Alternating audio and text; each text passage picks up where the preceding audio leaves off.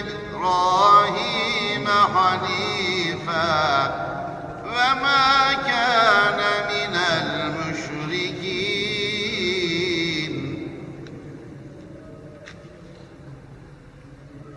إن أول بيت وضع للناس للذي ببكة مباركا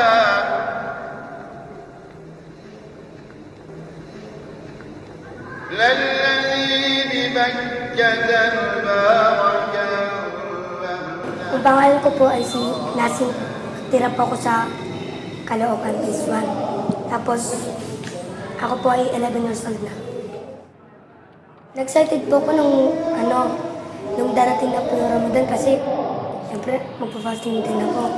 Kinakabahan din ako kasi sinasabi ng mama ko na kailangan kong kumpletuhin yun.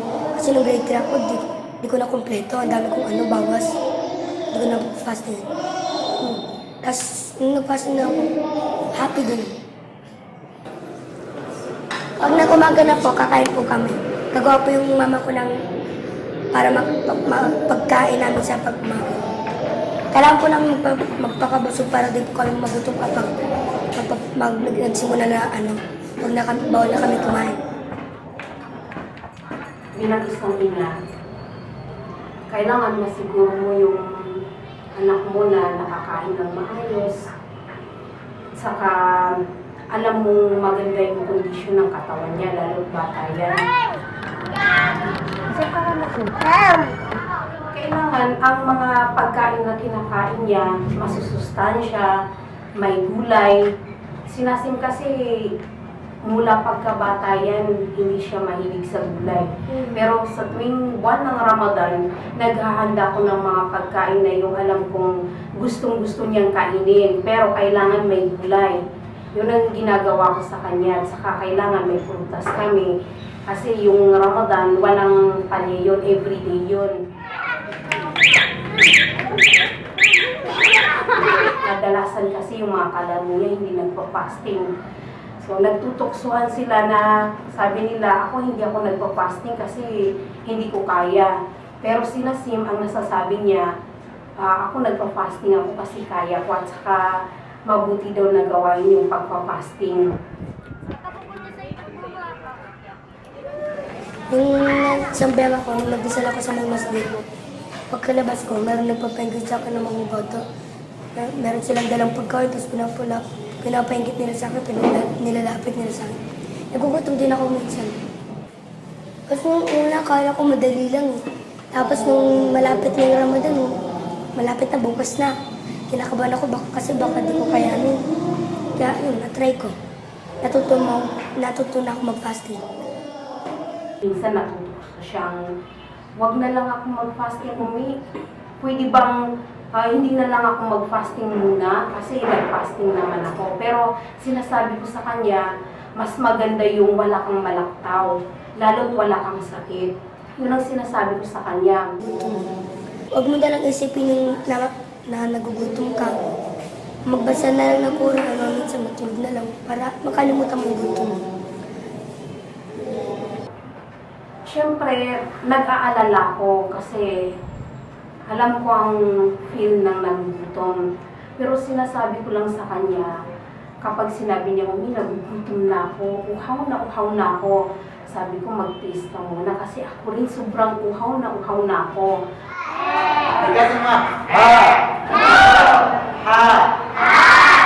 Magkaiba sila? Ang Ramadan po ay isa ito sa haligi ng Islam.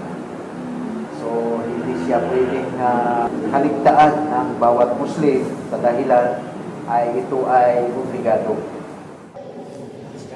Natuto po kami mamigay ng sa mga walang kain kasi pagpapasting para matry mo din na paano magutom yung mga mahirap. Kaya na-try po namin. So, ang mga kabataan ay hindi sila obligado mag-ayuno. Pero kung gusto nila mag-practice sa pag-ayuno ay hindi po sila pagbabawalan. Jamila. Saka si Jaida. fasting for more than a month, no?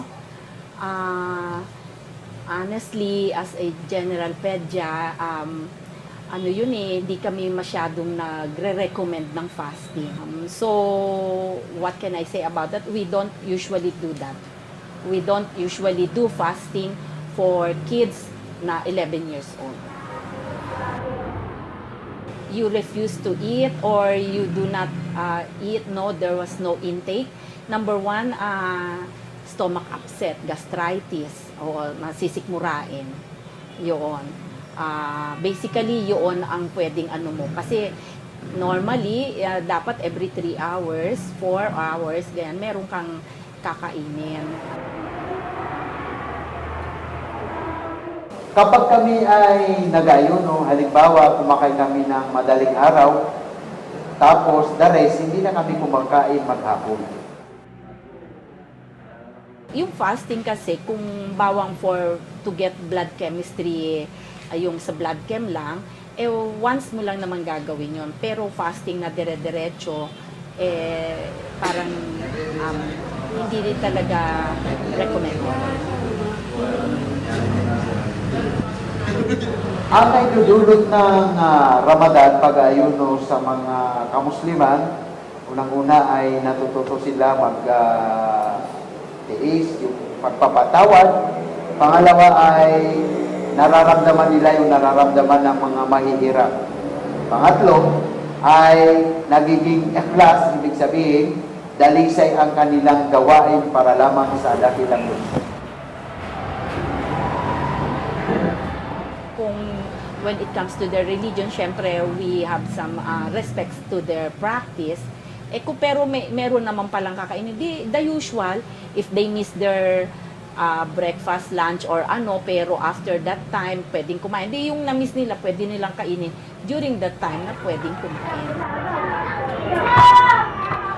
Hindi masama ang mag-fasting sa isang bata, bagkus ang pinakamahal ng Allah ay ang mga batang mula pagkabata gumagawa na ng mabubuti para sa Kanya.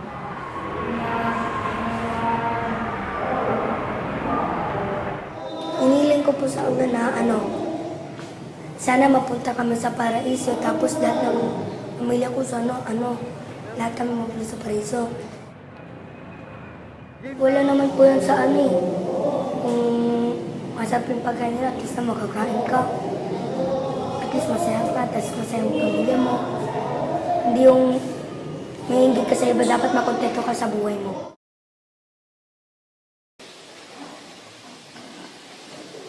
فأما اليتيم فلا تقهر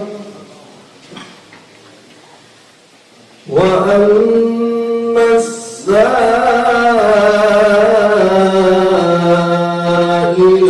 فلا تنهر وأما بنعمة ربك فحدث صدق الله